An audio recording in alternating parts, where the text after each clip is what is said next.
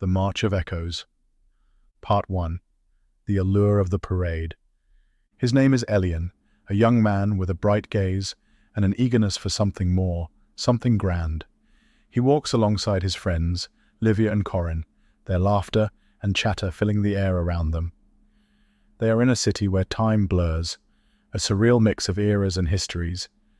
The distant sound of drums and fanfare draws them. Elian feels a pull, a curiosity that beckons him forward. His friends share excited glances, speculating about the source of the music. "Do you hear that?" Livia asks, her eyes sparkling.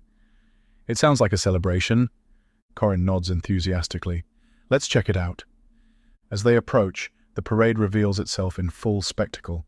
Figures cloaked in shadows lead the procession, their presence both alluring and intimidating. Elian feels a shiver run down his spine, a mix of excitement and an unplaceable unease. Livia's voice breaks through his thoughts. "Isn't this amazing, Elian? It's like we've stepped into another world." Corin laughs. "A world of adventure, you mean? Come on, let's join in." Elian hesitates, but the allure is too strong. They step into the parade, joining the throng of people. Banners of forgotten empires and chants of lost causes fill the air. Elian looks around, trying to take it all in. Amidst the noise, a faint whisper catches his ear. He turns, but sees no one. The whisper is gone as quickly as it came, lost in the din of the parade. "Did you hear that?" Elian asks. But his friends are too caught up in the excitement. "Hear what? The music? It's incredible." Livia responds, her eyes alight with fervor. Elian shakes off the feeling and smiles, but a part of him remains alert, listening for that elusive whisper.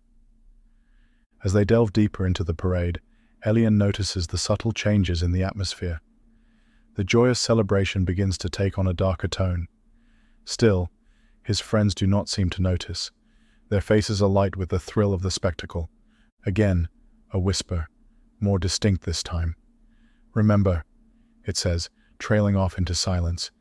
Elian looks around, but there's no one there. He glances at Livia and Corin, but they're laughing, absorbed in the parade's allure. He feels a tug at his heart, a sense of something important just beyond his grasp. The parade moves on, a river of ideologies and histories flowing through the surreal city.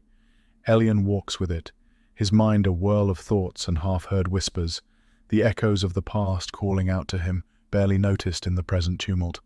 Part 2. The seductive parade deepens.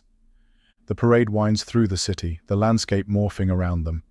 Elian feels the cobblestones under his feet give way to smooth, futuristic surfaces, then back to dirt paths, as if time itself is undulating beneath them. Livia and Corin are caught up in the fervor, chanting slogans whose meanings seem as transient as the shifting ground. Elian joins in, but his voice is a murmur lost in the cacophony. He can't shake the feeling of being an actor in a play whose script he hasn't read. "Look at this!" Corin exclaims, picking up a rusted shield from the ground, its origin a mystery. "We're warriors in the greatest parade of history." Livia laughs, twirling with a banner that flickers between eras, its symbols changing like a chameleon's skin. "Heroes of time!" she shouts. Elian watches, a smile on his lips, but a furrow in his brow. The air is thick with the sense of history, the metallic tang of iron, the musty smell of old books, the acrid odor of burning embers. It's disorienting yet strangely intoxicating. Another whisper brushes against his ear like a leaf carried on a breeze. "Beware!" It caresses his mind, but when he turns, there's only the throng of parade-goers. The shadow puppeteers move with eerie grace, their cloaks billowing like dark clouds. They seem to be everywhere, watching, guiding. Elian feels their eyes on him, and a chill runs down his spine. "Aren't they magnificent?" Livia breathes, her gaze fixed on the shadow puppeteers. Corin nods, mesmerized. They know the way to a new world. Elian wants to agree, to feel the certainty that his friends do, but the whispers grow louder, more insistent. "Remember, beware." They are like echoes of a forgotten song, haunting and sad. The parade's lights flicker. casting long shadows that dance eerily on the walls. Elian sees figures in these shadows, figures that weep and wail, their arms reaching out to him. But when he blinks, they're gone, replaced by the laughing faces of his friends. He wants to speak, to ask if they see and hear what he does. But the words catch in his throat, a silent scream in a sea of noise. The parade marches on, and Elian with it, his heart a drumbeat of confusion and fear, drowned out by the rhythm of history's relentless march. Part 3. Whispers of the Past, the Echoing Voices. The parade twists into an older part of the city, where the air turns thick with the weight of history. The buildings here are ancient, their stones whispering tales of ages past. Elian feels a chill, a sense of time pressing in around him. Livia and Corin, still buoyed by the parade's energy, seem oblivious to the change. They dance ahead, laughing, absorbed in the revelry. "This is incredible," Livia shouts over the noise. "It's like we're walking through time itself." Corin echoes her excitement, his eyes bright. "Yeah, it's like a living history book." Elian tries to share their enthusiasm, but it's becoming harder. The whispers are no longer just whispers.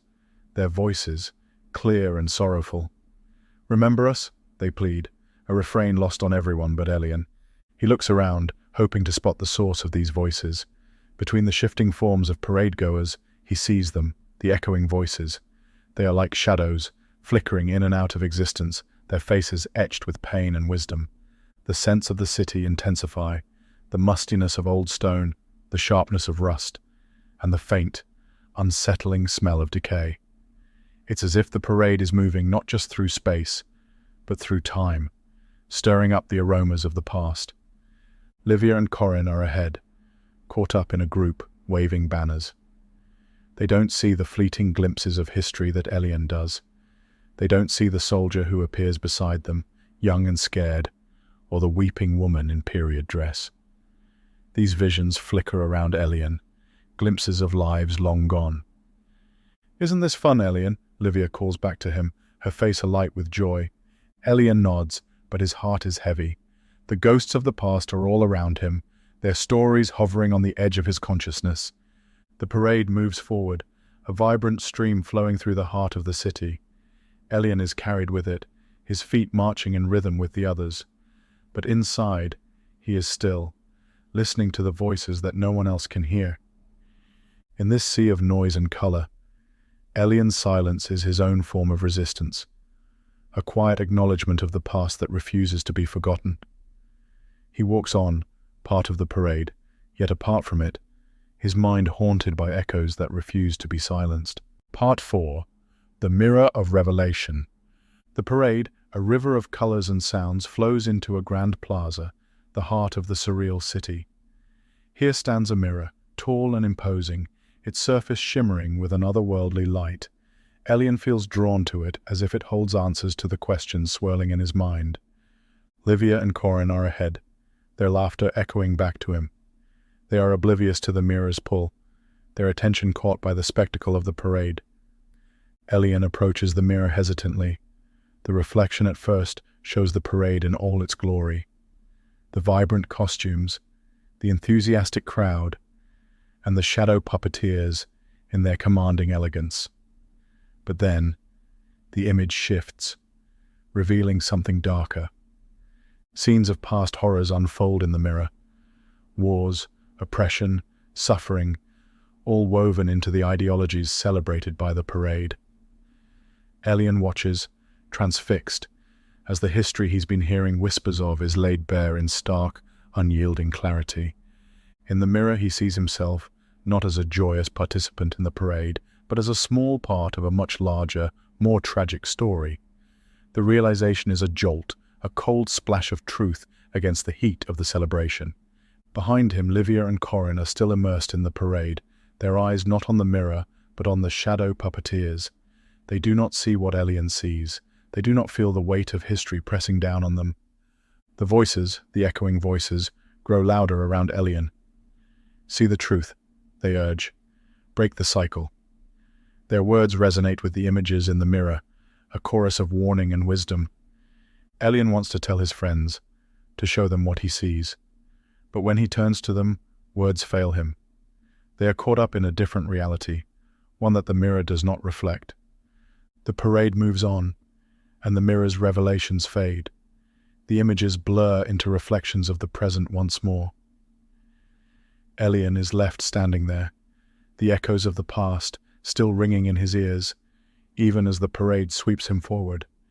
In that moment, at the mirror, Elian stands at the intersections of past and future. The choice is his: to follow the parade in blissful ignorance, or to heed the whispers of history. But the parade does not wait for choices to be made. It marches on, pulling Elian with it, the mirror's revelations a fading echo in his mind. Part 5. The Unresolved End.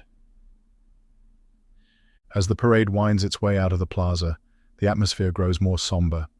The vibrant energy that once fueled the fledglings has dimmed, replaced by a quiet, uneasy anticipation. Elian walks among them, his mind a whirlwind of images from the mirror and the relentless whispers of the echoing voices.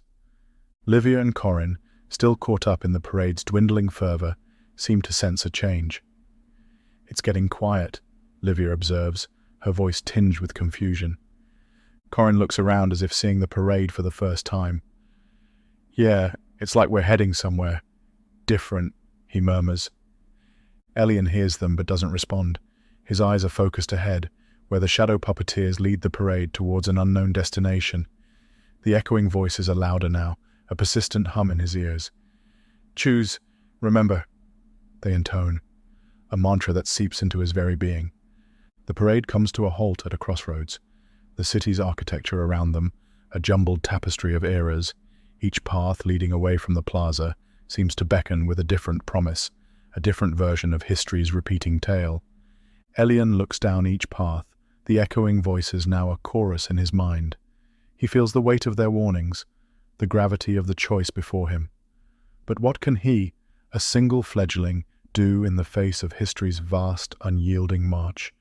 Behind him, Livia's voice breaks through his thoughts. "Where do we go now?"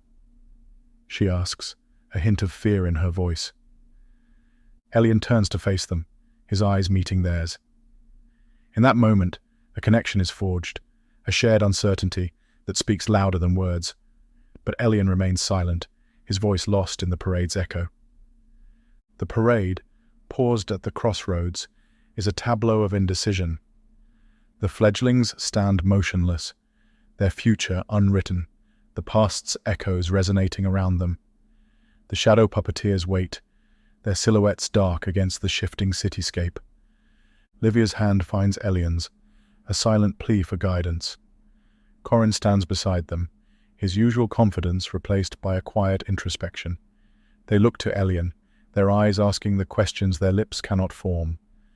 The air around them is thick with the echoes of history, whispers of what was and what might be. But in this moment, the echoes fade into a hush, leaving only the quiet heartbeat of the present. The parade, with its colors and cries, its shadows and lights, waits. The shadow puppeteers, figures of allure and mystery, are still, their next move unseen. And at the heart of it all, Elian, Livia, and Corin stand, their choices unmade, their journey paused at the threshold of the future. The end.